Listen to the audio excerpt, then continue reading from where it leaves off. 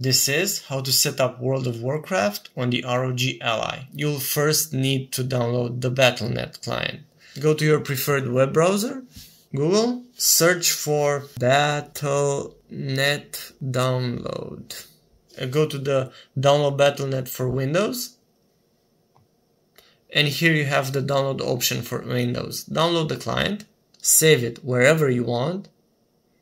Once it has been downloaded, check the downloads folder and open it up. Choose your preferred language. Confirm the Windows installation. Choose an install location for Battle.net. Once Battle.net has been installed, it will automatically pop up.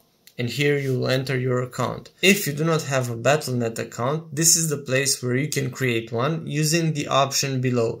Create a free Battle.net account. Also, before logging in, hit the cog option on the top right and choose the area you are from. So in my case, it would be Europe. Once you pass the security check for Battle.net and you are in the launcher itself, go to the Games option on the top and go to All Games and search for World of Warcraft.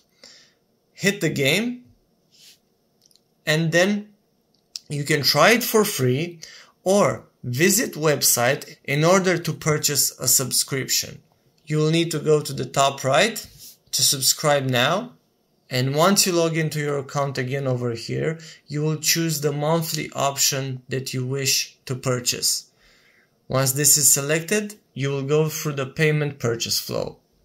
Once this is done, go back to the launcher and an option will appear for installing the game. Or you can just try the game for free and choose the installation location from this point, wherever you want to install it, and then hit start installation. Once that is done and updated, you can play World of Warcraft. Now you know how to set up World of Warcraft on the ROG Ally.